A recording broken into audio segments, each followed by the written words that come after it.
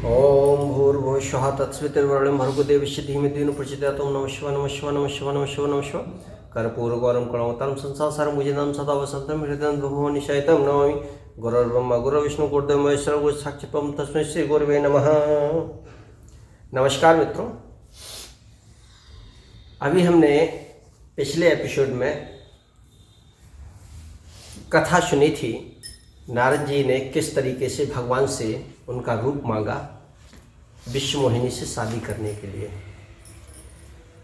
और ये भी प्रार्थना की कि भगवान जिस तरीके से मेरा भला हो वह काम कीजिए। तो प्रभु ने भी उन्हें वचन दिया कि नारद जी, मैं वही काम करूँगा जो तुम्हारे हित में होगा। अब देखिए कि नारद जी ने अपना भला करने के लिए क्या उद्देश्य करके मांगा और प्रभु ने क्या उद्देश्य करके कहा, दोनों का देखिए क्या होता है। दोहा संख्या 132 तक हम लोग पहुंचे थे और दोहा संख्या 132 है कि जय विधि हुई है परम हित, यानी प्रभु कह रहे हैं नारद जी से कि जय विधि हुई है परम हित, नारद सुनहु तुम्हार, सोई हम करब न आने कछु, बचन न मूर्खा हमार। यानी प्रभु ने कहा कि हे नारद जी, सुनो, जिस प्रकार आपका परम हित होगा हम वही काम करेंगे, दूसरा कुछ नहीं। यह मेरा वचन असत्य नहीं हो सकता।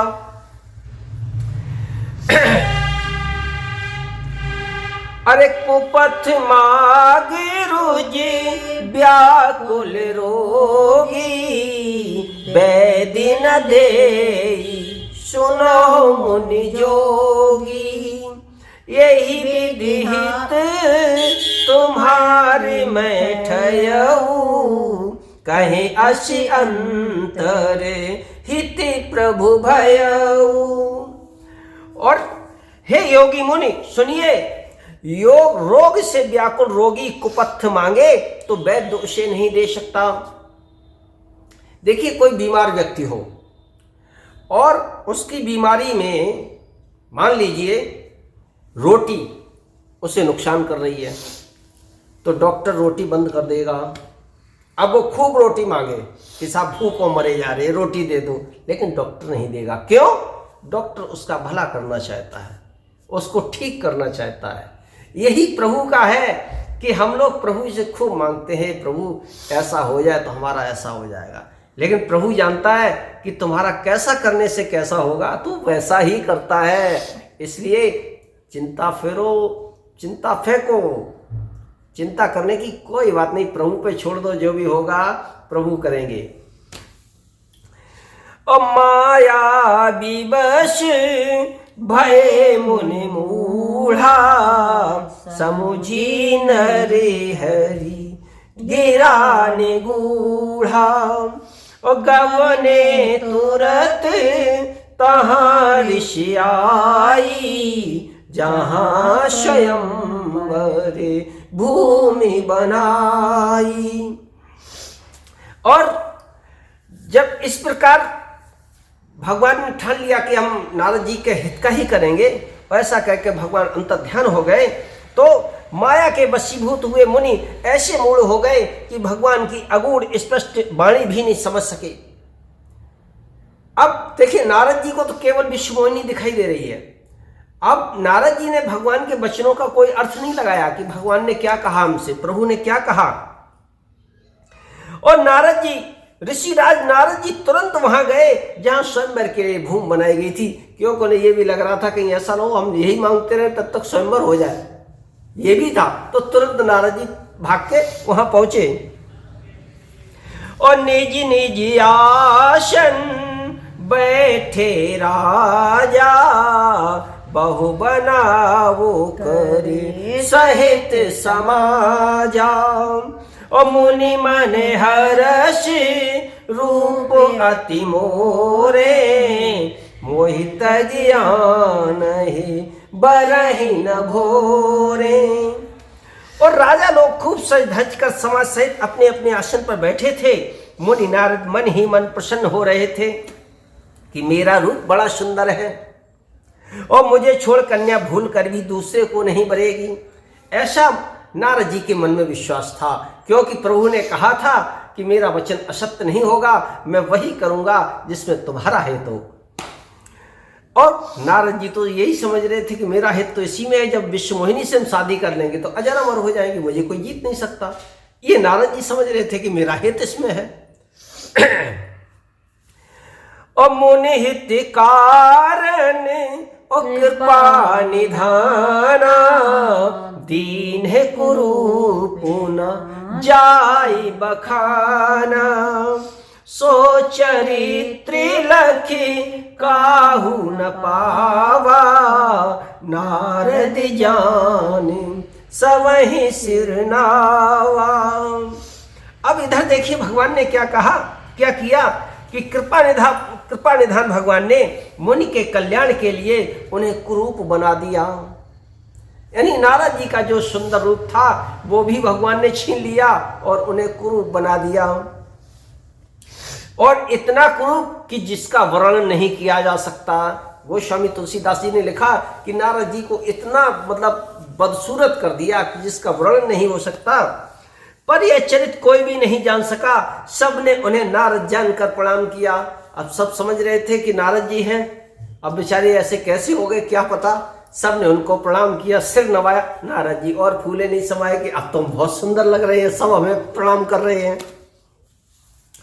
और रहे ता दुई रुद्रगण और तेजा नहीं सब भेव, विप्र वेश देखत फिर परम कौतुकी तेव। वहां पर दो रुद्रगण थे, भगवान भोले बाबा के चेला। वहां दो शिव जी के गण भी थे और वे सब भेद जानते थे, और ब्राह्मण का वेश बनाकर सारी लीला देखते फिरते थे और बड़े मौजी थे, बड़ा मौज ले रहे थे। उन्हें चलो ठीक है। और ते ही समाज और जे ही समाज बैठे मुनि जाई, हृदय रूपो अहे मित अधिकाई। और तहाँ बैठे महेश गण दो, बेप्रवेश गति लखई न को। और नारद जी अपने हृदय में रूप का बड़ा अभिमान लेकर जिस समाज यानी पंक्ति में जाकर बैठे थे, वे शिव जी के दोनों गण भी वहीं पहुंच गए।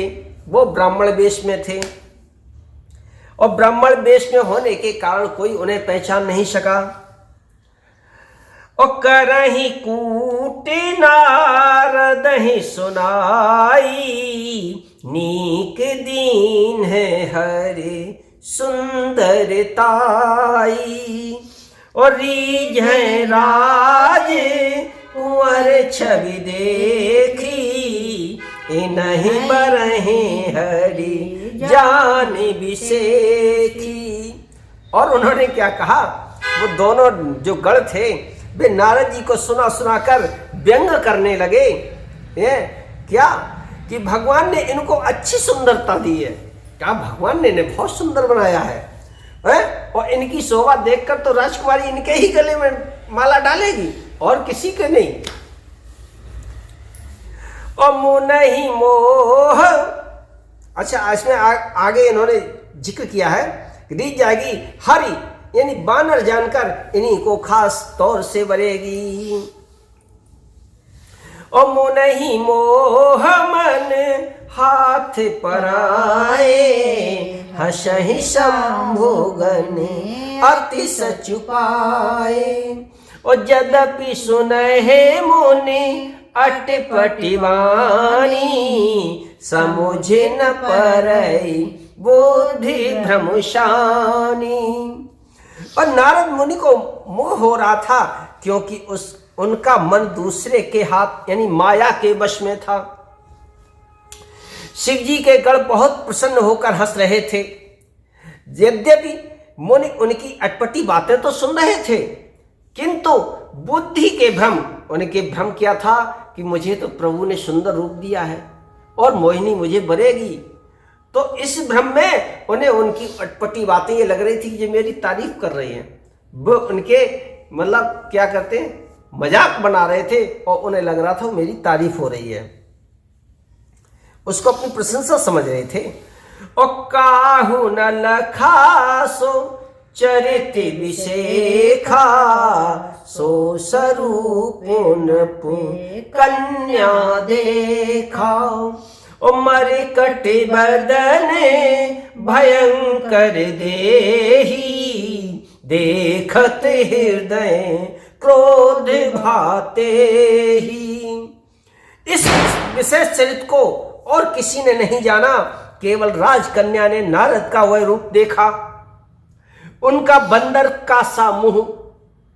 देखिए विश्वमोहिनी ने क्या देखा कि नारद जी का मुंह जो है बंदर की तरह, और भयंकर शरीर देखते ही कन्या के हृदय में क्रोध उत्पन्न हो गया। सखी संग लय कुंवर तब चल जनु राज मराल, देखत फिर महीप सब कर सरोज जयमाल। सियावर रामचंद्र की जय, पवन सुत हनुमान की जय, उमापति महादेव की जय, बोले सब संतों की जय।